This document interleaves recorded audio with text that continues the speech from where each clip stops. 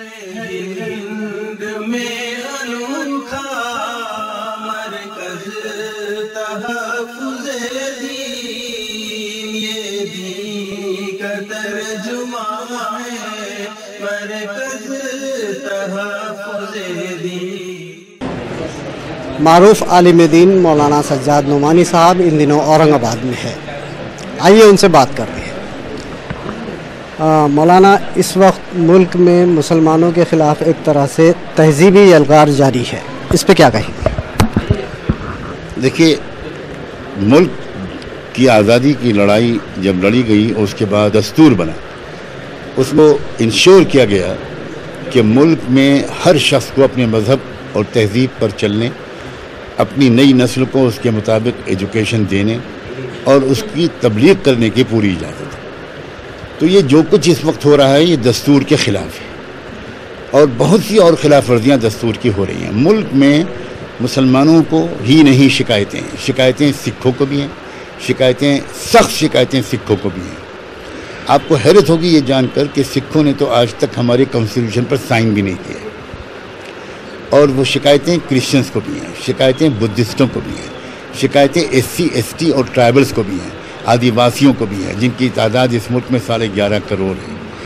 تو یہ جتنے لوگوں کو اس وقت دستور کے خلاف نشانہ بنایا جا رہا ہے، ان سب کو اکٹھا ہو کر دستور کی حفاظت اور ایمانداری کے ساتھ اس پر عمل درآمد کی تحریک چلانی چاہیے، اور ان لوگوں کو سوشلی اور پولیٹیکلی کمزور کرنا چاہیے جو دستور کے لیٹرز اور اسپرٹ کے خلاف اس ملک کو کسی ایکسٹریم فنڈامنٹلزم کی طرف، کسی ایک اسٹیٹ ٹیررزم کی طرف لے کر جا رہے ہیں۔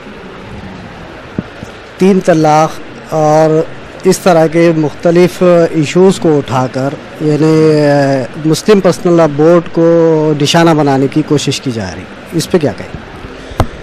دیکھیے، یہ بات تو آپ کے سوال سے ہی ظاہر ہے کہ ان کا اصل جو مقصد ہے وہ عورتوں کے حقوق کا تحفظ نہیں ہے۔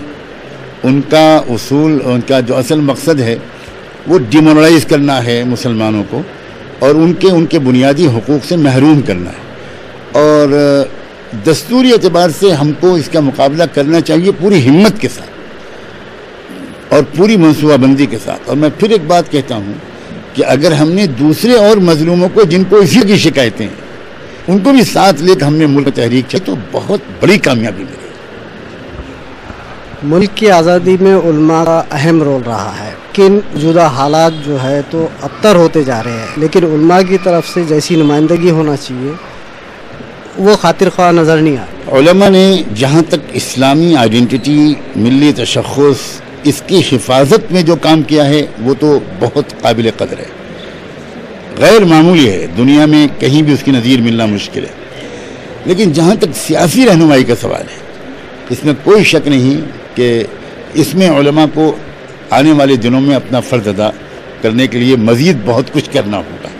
اور یہ چونکہ ایک بہت نازک بات ہے، اس میں ڈفرینسز آف اوپینین بہت ہوتی ہے، تو اس میں مشورہ، کنسنسس کا بنانا، اتفاق رائے کا بنانا، یہ سب مشکل مراحل ہیں درپیش، لیکن بہرحال ہم کو ان کو اوورکم کرنا ہی ہوگا۔ ابھی EVM پر سوال اٹھ رہے ہیں، آپ کا کیا کہنا؟ سوال اٹھ رہے ہیں نہیں ہیں، یقین کی بات ہے کہ EVM کا غلط استعمال ہو رہا ہے۔ دیکھیے، بہت دلچسپ بات ہے، سن 2009 میں سب سے پہلے EVM پر سوال BJP نے اٹھایا تھا۔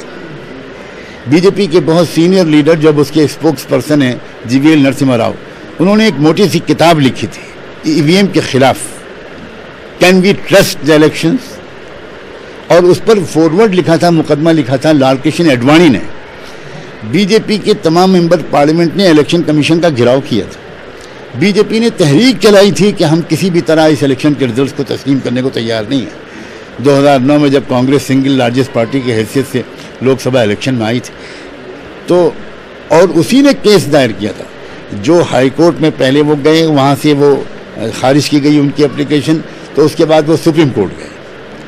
وہ اپلیکیشن میں صرف 2 لوگ تھے، سبرامنیم سوامی اور GL نرسمہا راؤ، دونوں BJP کے سینئر لیڈرز تھے۔ ان لوگوں نے سپریم کورٹ تک مقدمہ لڑا۔ 8 اکتوبر سن 2013 کو سپریم کورٹ کا ججمنٹ آیا، جس میں سپریم کورٹ نے صاف صاف کہا کہ VVPAT جو پیپر ٹریل مشین ہوتی ہے، اس کے بغیر صرف EVM کے ذریعے free fair and transparent election ممکن نہیں ہے. تو آج وہی ای وی ایم معتبر ہو گئی. یہ تو عجیب و غریب بات ہے کہ جس ای وی ایم پر ان کو اعتراض تھا آج وہی سب سے بڑے ای وی ایم کے سلسلے میں بالکل خاموش بیٹھے ہوئے ہیں. اور الیکشن کمیشن بار بار کہے جا رہا ہے کہ ای وی ایم میں ٹیمپرنگ نہیں ہو سکتی, ای وی ایم میں ٹیمپرنگ نہیں ہو سکتی. ہو چکی ہے. اور آخری بات, مدھیہ پردیش میں جب بائی الیکشن ہو رہا تھا کسی جگہ پر تو ساری دنیا نے سوشل میڈیا پر وہ ویڈیو دیکھ لیا ہے, جبکہ وہاں کا چیف الیکٹورل آفیسر جو ایک لیڈی تھی, انہوں نے قاعدے کے مطابق الیکشن ووٹنگ شروع ہونے سے پہلے 1-1.5 گھنٹہ پہلے پریس کو بلا کر ڈیمونسٹریشن کرنے کے لیے سب کو بلایا. اور ڈیمونسٹریشن کرنے کے لیے انہی چیف الیکٹورل آفیسر نے جب بٹن دبانے شروع کیے تو انہوں نے 4 الگ الگ کینڈیڈیٹس کے بٹن دبائے اور ووٹ سب کے سامنے پڑا بی جے پی کو. تو اس پر انہوں نے پریس والوں کو یہ کہا کہ اگر آپ نے یہ خبر اخباروں میں دے دی تو میں آپ کو تھانے میں بٹھا دوں گی. اس کے بعد تو کوئی ڈاؤٹ ہی نہیں رہ گیا ہے کہ الیکشن کمیشن کا بھی کیا رول ہے اور ای وی ایم کا کیا رول ہے. اس لیے ای وی ایم کے مسئلے پر ہر ملک کے شہری کو اپنی آواز اٹھانی چاہیے. اور میں آخر میں یہ بات بھی فائدہ اٹھا کر کہہ دوں کہ راجیہ سبھا کی ویب سائٹ پر 20 اپریل سن 2017 کو ایک اپیل آئی کہ الیکٹورل ریفارمز کے سلسلے میں پورے ملک کے شہریوں سے ہم اپیل کرتے ہیں کہ انہیں اگر کوئی سجیشن دینا ہو تو دیں, خاص طور پر ای وی ایم کے بارے میں. اور صرف 4 مئی تک کا انہوں نے وقت دیا. مجھے یہ خبر 29 اپریل کو ملی تو میں نے فوری طور پر ایک میسج ریکارڈ کرا کر اور اس کو چلایا. وہ لاکھوں لوگوں تک پہنچا ہے, لیکن لاکھوں لوگوں کی کیا حیثیت ہے. ابھی بھی کل تک کا وقت ہے. میں آپ کے اس چینل کے ذریعے سے واسطے سے یہ اپیل کرتا ہوں کہ ملک کا ہر شہری 2-4 لائن کا ایک خط راجیہ سبھا کی اس ویب سائٹ کو بھیجے جس پر ای میل آئی ڈی ہے ان کا, اور اس میں صرف اتنا لکھ دے کہ ہمارا پرزور مطالبہ ہے کہ کوئی الیکشن اب ملک میں تنہا ای وی ایم کے ذریعے نہ کرایا جائے, اب بیلٹ پیپر کو واپس لایا جائے. سارے ٹیکنالوجیکلی ایڈوانس کنٹریز میں جہاں ای وی ایم بنی وہاں ہر جگہ ای وی ایم کو ریجیکٹ کر دیا گیا ہے اور بیلٹ پیپر پر الیکشن ہو رہا ہے. اس لیے اس کا مطالبہ ہونا چاہیے اور ہر شخص کو اس سلسلے میں بیدار کیا جانا چاہیے. جی بہت بہت شکریہ.